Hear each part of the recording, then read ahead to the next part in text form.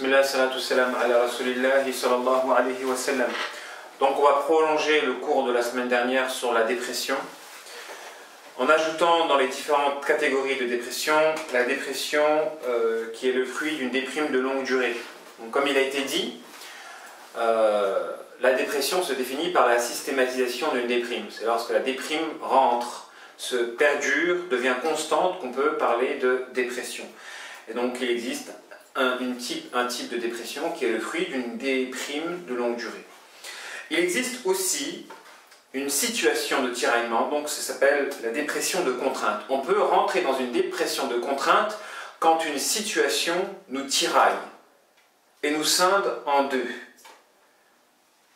et nous empêche par conséquent d'atteindre notre objectif.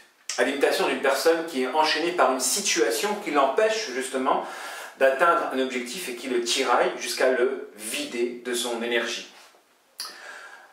Comme cette personne qui veut vendre un bien et qui se sent dépendant de ces biens-là pour lequel il a travaillé une longue durée de sa vie et qui est par conséquent enchaîné par un bien qu'il n'arrive pas à vendre et qui l'empêche de réaliser un objectif comme un départ à l'étranger ou autre.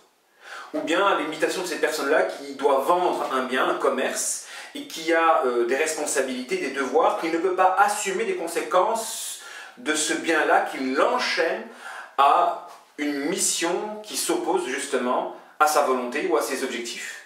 Donc une situation peut nous contraindre à nous vider notre énergie lorsque nous sommes dépendants de quelque chose qui s'oppose à la réalisation de notre objectif.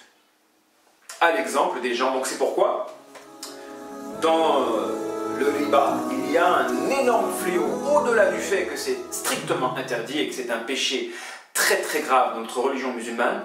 Le riba cultive une forme de dépendance, dans le sens où il empêchera certaines personnes de prendre des décisions nécessaires pour leur foi, à l'instar de la hijra par exemple. Certaines personnes se sentent enchaînées par un bien pour lequel ils ont dépensé une partie importante de leur existence, et des conséquences de cet enchaînement-là, ils ne pourront pas aller dans le sens de leur foi en s'écartant d'un environnement qui peut être toxique pour cette dernière. Si l'avenir se dessine vraiment de manière sombre pour les musulmans de France, et que des musulmans ont construit justement, entre guillemets, un empire en France par l'achat de biens d'une très grande valeur, ils seront dépendants vis-à-vis de ce bien-là qui les empêchera de prendre une décision importante pour leur salut spirituel. À l'exemple du départ. Pourquoi? Parce qu'ils auront construit quelque chose pour ce bas monde, et partir en abandonnant ce bien-là reviendrait à gaspiller un effort de leur existence. C'est pourquoi derrière le riba, en réalité, il y a un gaspillage. Il y a la crainte d'un gaspillage qui peut nous empêcher de prendre de bonnes décisions pour le salut de notre spiritualité. Derrière le riba, il y a la crainte d'un gaspillage en termes d'efforts physiques ou en termes d'argent. Et cette crainte de gaspillage-là va contraindre justement les personnes qui ont contracté un prêt à intérêt à prendre des décisions qui vont à l'encontre de leur salut spirituel. C'est pourquoi, au-delà du fait que le riba est strictement interdit dans notre religion, il peut contraindre certaines personnes à s'orienter d'une orientation qui va les éloigner de leur salut. Les remèdes à la dépression. Donc le premier des remèdes, c'est la compréhension de la dépression. Pour pouvoir guérir de la dépression, il faut qu'on comprenne le mécanisme de la dépression. C'est la base des bases. En essayant d'étudier justement l'apparition des symptômes de la dépression. Quand on étudie la période de l'apparition des symptômes de la dépression, on peut comprendre justement la cause de la dépression. Et c'est en comprenant la cause de la dépression qu'on pourra élaborer éventuellement un traitement. Il faut en outre s'éloigner des centres ténébreux et colmater les brèches de notre être qui permettent la présence de l'entité déprimée en soi. Donc il faut comprendre qu'en réalité, l'être est un être qui peut être assimilable à un circuit. Et pour pouvoir guérir de la dépression, il est nécessaire de colmater les failles de l'être qui font le gaspillage énergétique. Quand ce colmatage-là est possible. Dans le cas d'une dépression fruit d'une situation contraignante, quand une personne ne veut pas gaspiller un effort physique, il va chercher à vendre un bien de peur justement de perdre ce bien-là. Et c'est la situation qui va le mener à gaspiller énergétiquement, puisque cette situation-là peut le contraindre à agir d'un agissement qui l'opposera à la réalisation d'un objectif, qui peut être autre que la vente simple de ce bien-là. Donc beaucoup de gens sont dépressifs du fait qu'ils sont enchaînés par des situations qui gaspillent leur énergie. Donc pour pouvoir guérir de la dépression, il est nécessaire de colmater le circuit de notre personnalité qui fait justement ce gaspillage énergétique à l'origine de notre dépression. Il faut aussi désessentialiser les créatures en notre cœur. S'il y a des gens qui sont dépressifs, c'est parce qu'ils ont accordé beaucoup de valeur à des choses au détriment d'Allah subhanahu wa ta'ala. Et on a le devoir aujourd'hui de valoriser ce qui a véritablement de la valeur et dévaloriser ce qui n'en a pas. Malheureusement, on vit une époque justement d'aversion des valeurs, dans le sens où les gens accordent du crédit aux traîtres et aux hypocrites, et discréditent les gens sincères et authentiques, et les dignes de confiance. On vit dans un monde où les valeurs sont inversées, parce que justement, le monde n'est pas gouverné par la vérité. Des conséquences du fait que le monde n'est pas gouverné par la vérité, il va avoir justement des conséquences de la gouvernance par la fausseté, une inversion des valeurs au sein de la poitrine de l'individu. Donc il faut que l'être humain apprend, dans un travail spirituel individuel, à valoriser ce qui a véritablement de la valeur afin qu'il ne succombe pas à la déprime, puis éventuellement à la dépression, des suites de la valorisation excessive d'une chose dans sa poitrine, jusqu'à justement qu'il puisse connaître la dépression. La taj'al ma'allah ilahan akhar fatab'udha mazmouman makhzoula. Allah subhanahu wa ta'ala dit: ne joins pas à Allah une fausse divinité parce que tu vas te retrouver méprisé et abandonné. La taj'al ma'allah ilahan akhar fatab'udha mazmouman makhzoula. Donc dans ce verset-là, Allah nous indique que toute personne qui associe à Allah une fausse divinité en valorisant une chose jusqu'à s'attacher à cette chose et faire de cette chose un axe et un centre de sa vie, souffrira d'être méprisé et abandonné, d'une souffrance qui peut le mener justement à la dépression quand il a fait de cette chose divinisée un essentiel de son existence. Il faut aussi s'alimenter en lumière et à défaut de puiser de la lumière horizontale par la fréquentation de gens lumineux. Donc il est nécessaire pour pouvoir se libérer et guérir d'une dépression, s'alimenter en lumière. Parce que la dépression, qu'est-ce qu'elle symbolise? Elle symbolise le vide spirituel. Une personne se sent vide. Et donc, il se sent tellement vide qu'il n'a pas le carburant de faire les choses que d'ordinaire il a l'habitude de faire. Donc, il faut remplir ce vide-là. Il est nécessaire donc de remplir ce vide-là pour pouvoir guérir de la dépression. Et à l'imitation d'une force d'attraction, en fait, la dépression peut symboliser la période qui précède la guérison. Il y a des gens, à l'exemple de ceux qui subissent une dépression liée à un éloignement vis-à-vis d'une zone ténébreuse sur lequel justement est fondée leur personnalité, à l'exemple d'un parent par exemple toxique, tyrannique et envahissant qui compose l'intériorité d'une personnalité. Quand cette personnalité-là s'écarte de ce parent-là, il peut subir une dépression consécutive de la force d'attraction qu'opère ce parent sur lui. Il se sent comme vidé. Pourquoi? Parce que son parent constituait son intériorité. Si son parent constituait son intériorité, quand il va s'écarter de ce parent toxique et tyrannique, il va se sentir vidé. D'un vide qui va le rendre dépressif, ailleurs, psychotique, c'est-à-dire déconnecté vis-à-vis de la réalité des choses. Mais il faut que le dépressif comprenne que cette force d'attraction négative n'est pas indéfinie et illimitée. Il existe un seuil de délivrance que l'on peut être assimilé à une zone d'apesanteur vis-à-vis de l'attraction négative. Tout centre ténébreux, toute zone ténébreuse exerce une attraction négative dont nous pouvons nous libérer jusqu'à atteindre le degré de l'apesanteur. L'exemple des êtres humains qui sont envoyés dans l'espace. Ils sont envoyés dans l'espace, il y a donc une force d'attraction qui opère justement une masse lourde sur d'autres masses, donc c'est la loi de la gravitation. Donc on est absorbé justement par la Terre, mais si on arrive à générer une force et à maintenir constante cette force d'éloignement vis-à-vis de la Terre, on arrivera au degré de l'apesanteur où la Terre n'exercera plus sur le corps une force d'attraction. C'est pourquoi l'être humain dépressif, quand sa dépression est la conséquence d'une force d'attraction, il a le devoir de maintenir constante son éloignement vis-à-vis du centre ou de la zone ténébreuse qui est à l'origine de sa dépression jusqu'à la zone, franchissement de la zone d'apesanteur vis-à-vis de cette force d'attraction qui est à l'origine de sa dépression. Et donc, il existe un seuil de délivrance pour toutes les maladies. Et donc, la délivrance vis-à-vis de la dépression consiste à franchir justement cette zone-là dans laquelle nous serons en apesanteur vis-à-vis des attractions négatives à l'origine de notre dépression. Pour cela, il faut une compensation. Une personne qui ne compense pas son manque à l'endroit de la zone ténébreuse qui était envahissant vis-à-vis de sa personnalité, il ne pourra pas véritablement guérir.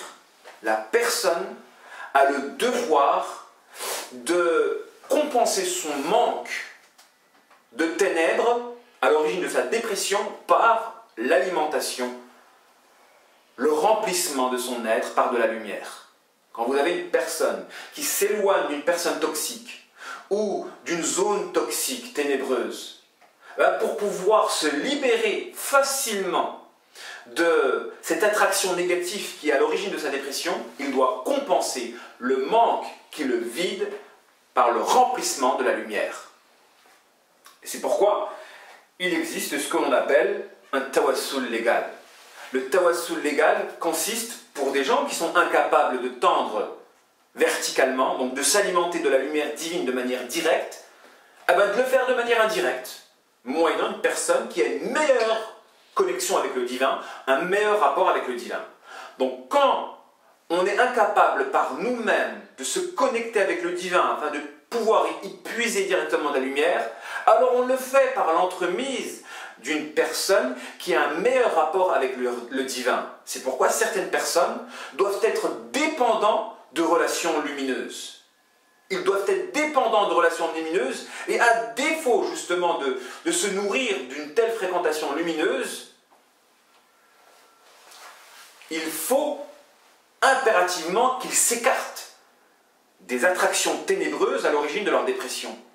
Parce qu'il existe la dépression noble, quand on s'éloigne justement d'une zone ou d'un centre lumineux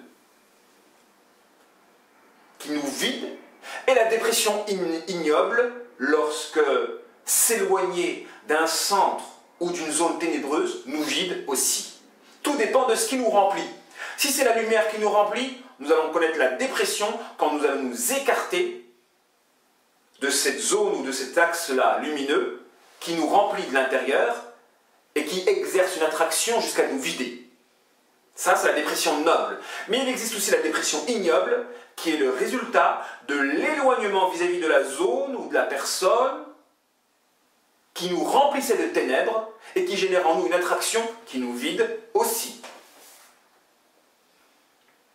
Donc, à défaut d'avoir la capacité de se nourrir directement de lumière par le divin, nous avons le devoir de nous remplir de lumière par la fréquentation de personnes qui vont compenser le manque et le vide générés par l'éloignement vis-à-vis d'un centre ou d'une personne ténébreuse.